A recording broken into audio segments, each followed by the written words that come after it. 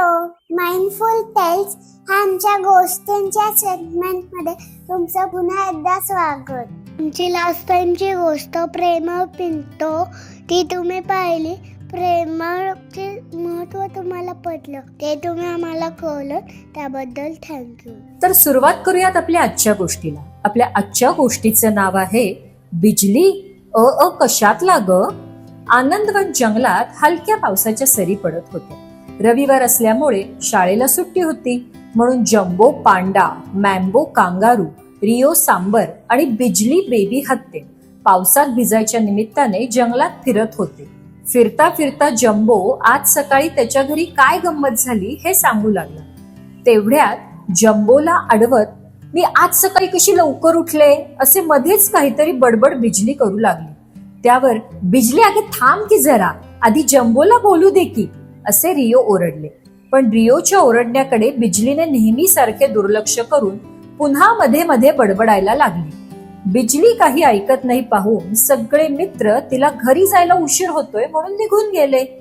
काही दिवसांनी घराच्या अंगणात बिजली समोरच्या झाडावर राहणाऱ्या उलटराव लटके काकांशी मोठमोठ्यांदा बोलत आहे हे बिजलीच्या आजोबांनी पाहिले आणि त्यांनी लगेच बिजलीला हाक मारून आत बोलवले.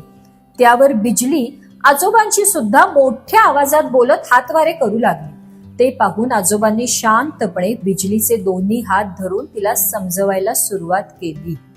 बिजली, मी ना तुला आज एक छोटीशी गोष्ट शिकवणार आहे, जी तुला शाळेत मित्रमैत्रिणींबरोबर खेळताना, इतर कोणाशीही गप्पा मारताना खूप उपयोगी पडेल. हे बोलणं ऐकून आजोबा, मला आता लगेच सांगा ना ती गोष्ट, सांगा ना आजोबा, असा हट्टच बिजलीने केला. बिजलीचा हट्ट पाहून आजोबा बोलू लागले. बिजली, मला सांग बरं, ए फॉर काय? आजोबा हे काय मध्येच विचारतायत, असा चेहरा करून बिजलीने लगेच उत्तर दिले, ऍपल. मग आजोबा म्हणाले, बरोबर. आता मला सांग, कशातला? आजोबांचा प्रश्न बिजलीला नीट कळला नाही. आपण काय म्हणतोय हे बिजलीला लक्षात आलं नाहीये हे आजोबांना समजले आणि मग ते म्हणले, बिजली, आदरातला. आजोबा, आदर म्हणजे? चादर आपण गादीवर घालतो तसंच असतं का हे आदर पण?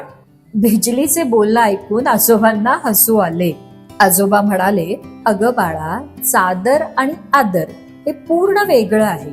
आदर म्हणजे समोरच्याशी छान वागणे, कधी समोरचे काही बोलत असतील तर त्यांचे बोलणं पूर्ण ऐकून घेणे, उगाचच आरडाओरडा करत मोठ्यांदा न बोलणे, कधी कोणाला मदत लागली तर लगेच मदत करणे, म्हणजे आपण समोरच्याचा आदर ठेवतो असं म्हणतात. आजोबांचे बोलणे ऐकून, पण आजोबा, मी तर यातलं काहीच करत नाही, असे खाली मान घालून बिजली म्हणली. त्यावर, अगं बाळा, कोणालाही आदर द्यायचा असं पटकन आपल्याला कधीच जमत नाही ग, पण आपण नीट लक्ष देऊन याची प्रॅक्टिस केली ना की आपल्याला समोरच्याचा आदर करण्याची चांगली सवय लागते. पण त्यासाठी आपण एकदम अलर्ट, म्हणजे आपल्या आजूबाजूला काय चालू आहे यावर नीट लक्ष ठेवायचं, म्हणजे मग आपल्याला हा आदरातला छान समजायला लागतो. आपलं बोलणं बिजलीला किती कळलंय याचा आजोबांना अंदाज येत नव्हता, पण आपण जे काही बोललो आहोत ते बिजलीने निदान लक्ष देऊन ऐकले तरी आहे हे लक्षात आल्यामुळे आजोबांना आनंद झाला. दुसऱ्या दिवशी सकाळी बिजली शाळेला जायला निघाली. शाळेपासून बिजलीचे घर जवळच असल्यामुळे बिजली तिच्या बाबांबरोबर चालत चालत शाळेत निघाली. रस्त्यात बिजलीला एक अस्वल आजी पडताना दिसल्या. बिजलीला लगेच आजोबांचा आदरातला आठवला आणि तिने धावत जाऊन त्या आजीला हात दिला आणि एका झाडाजवळ बसवून तिने आपल्या वॉटर बॅग मधील पाणी आजीला प्यायला सुद्धा दिले. बिजलीचं हे वागणं पाहून तिचे बाबा खुश झाले. आजीला बरं वाटतंय पाहून बिजली शाळेत गेली.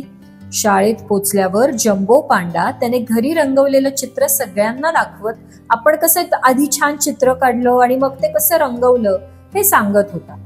आता बिजली पुन्हा मध्येच बोलणार आणि आपल्याला पूर्ण बोलूच देणार नाही असा विचार मनात करत जम्बो बिजलीपाशी थांबला.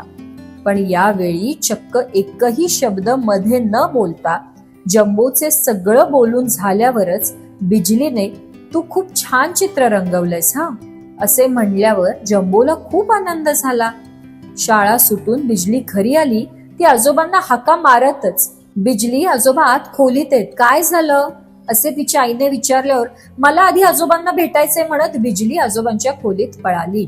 आजोबा आजोबा मला तुम्ही शिकवलेला आदरातला आज छान समजला आणि आपण रस्त्यात अस्वल आजीला केलेली मदत, शाळेत जम्बोला पूर्ण बोलू देणं, सगळं तिने आजोबांना सांगितलं. त्यावर वा वा बिजली, तुला आदरातला छानच समजलं की असं आजोबा म्हणले. आजोबांचं बोलणं ऐकून आजोबा मला आदर शिकताना तर मजा आली, पण समोरच्याला आदर दिल्यावर जास्त आनंद झाला असे बिजली आजोबांना म्हणाली. पालकांनो हे लक्षात घ्या, आपलं मूल समोरच्याला आदर द्यायला शिकले की त्यांना आपसुकच समोरच्याचे सगळे बोलणं शांतपणे ऐकण्याची सवय लागते. आदर द्यायला शिकल्यावर आपल्या मुलांमध्ये नम्रपणा, मदतीची भावना, चांगला श्रोता म्हणजेच गुड लिस्नर हे गुण विकसित होतात. आपलं मूल समोरच्याशी आदराने वागल्यावर तिला समोरून पॉझिटिव्ह रिॲक्शन मिळते. त्यामुळे त्याचा आत्मविश्वास वाढायला नक्की मदत होते. थँक्यू.